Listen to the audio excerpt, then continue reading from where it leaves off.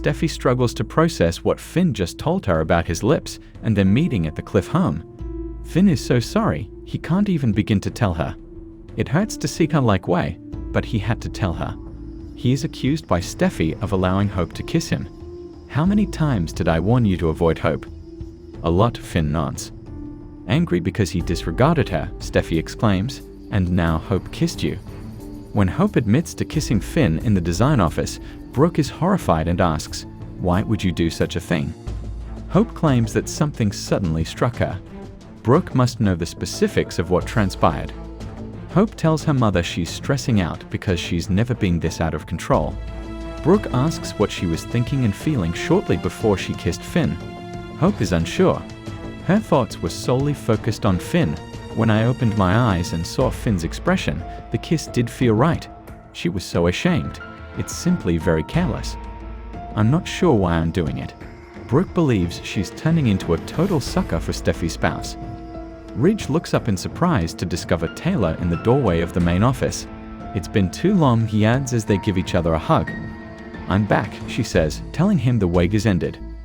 Taylor is told by Ridge that she looks amazing as always. He had not anticipated this today at all. She's hoping he won't be too sad. Ridge smiles. Are you there? Never. While they sit, Taylor tells Ridge how happy he and Thomas are in Paris and shows him pictures of Douglas there. When the topic of the engagement comes up, Ridge finds out that she discovered it before him. Taylor explains that Steffi has had a difficult few months, which is why she wanted to return home. Ridge says he's proud of her for handling it. Taylor claims she hasn't had a chance to see the children yet. Ridge believes she must be missing them. In response, Taylor says, and I miss you too. Finn tells Steffi in the cliff home that he had nothing to do with Hope's plant. She just strolled up and did it. Steffi contends that he was heavily involved. I informed you about Hope and the Logans, but you refused to believe me. Finn was merely attempting to reconcile them. That was not Steffi's place, he claims. Hope went crazy. She's lost. She's out of control. Finn claims that he ought to have listened to Hope. All he was attempting to do was be a decent friend. Steffi claims that his friendship with her was more important to him than showing her empathy. This is unbelievable. Finn, that's when you unlocked the door. Are you unaware of that? He gave Hope enough comfort to offend their marriage by saying, and now she's kissed you. Taylor informs Ridge in the main office that she has heard congratulations are in order for Brooke's bedroom and the Monte Carlo fashion conference. Her memory of seeing them flashes. According to Ridge, it took a lot of work. Taylor is taken aback by his lack of attention to fashion. She has been speaking with Steffi, Ridge surmises. Taylor queries him over the adjustments he made to the executive. Since designing is what Ridge does, he must be able to do it. Are you okay with that, or what? That's okay in Taylor's opinion, but you did it for her instead of letting Steffi decide who would fill that role. Furthermore, he wouldn't allow her to cut Hope for the future. Ridge objects, saying he will always act in the organization's best interests. What about what's best for our daughter? Snips Taylor. I'm concerned for Steffi. Hope promises Brooke in the design office that she won't let this happen again. Is she certain she can manage these emotions? Brooke queries. Hope replies that because Finn is furious with her, she will have to. She pleaded with him to let it go, but he's determined to tell Steffi. Brooke's mouth falls open. At the cliff home, Steffi mutters that she should have known all along that Hope would make a play for him. She asks Finn, you must have had some idea she was into you. Finn was surprised when she kissed him. A conflict was the last thing he desired. Steffi claims that despite his persistent desire for peace, things are getting worse. Sheila came first, then Hope. When it comes to her feelings, he has consistently minimized and disregarded them. He disregarded her advice. I can't do this right now, she moans. What are you saying? Finn asks. Steffi.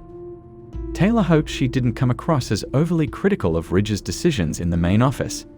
He acknowledges that she might have been, but he still adores her fierce family protection. Ridge tells her that Steffi will be alright. Taylor queries why he refused to give her input on Brooke's appointment to the executive team. Because they don't like each other, Ridge sneers. He thinks they may be pals. Though it's not performing as well as they'd like, it would be premature to close hope for the future. Has he passed Taylor's test, he queries. That he did makes her laugh. Ridge believes that cooperation between the Logans and the Forresters is the only way to make things work. How will it be for the kids if not? Hope and Steffi must come first. I hope you're right, Ridge, Taylor muses. Brooke furiously declares in the design office that Steffi will be so hurt by this kiss that she will once more cause rifts between the families. Hope apologizes. She didn't consider the impact it would have on Ridge and her. All Brooke worries about is her. It all began when she kissed Thomas in Rome, when she was married to Liam, and this isn't in character. She's getting out of hand. It will damage her if she can't control this. Hope sobs, saying she's scared by how careless she's been and that she'll stop at nothing to control her feelings. I want nothing to do with that kind of guy. I want no part of being someone who pursues a married man, Finn in particular. I apologize to my mother. I have no idea why I'm acting in this way. Finn queries, "What do you mean you can't do this anymore?" in the Cliff home. It seems to Steffi that she is the only one who stands up for them. "I fight for you," says Finn, arguing. "But you don't," Steffi responds. "You put up a fight for the other people." He wants to be their superhero for everyone who merely glances at him, even if it means hurting her feelings. Finn disputes it. "What about Sheila?" inquires Steffi. "Sheila gave me a shot and nearly killed me. It says a lot that you were able to look at that woman once again and that you were able to forgive her." He wanted to be friends with Hope, even though she wanted him to avoid her. It's horrible enough to imagine him kissing another woman, but Hope? He is aware of the back and forth she had with Liam. Finn affirms that she is correct. Although he detests seeing her in this state, he made a vow to never withhold anything from her. Had he believed Hope would have gone over that boundary, he would have ended it before it had begun. "I would never take any action that would endanger our union. I cherish you. My entire universe is you and the children. Please pardon me. I was simply trying to do the right thing," he asks. "I promise not to allow anything similar to occur again."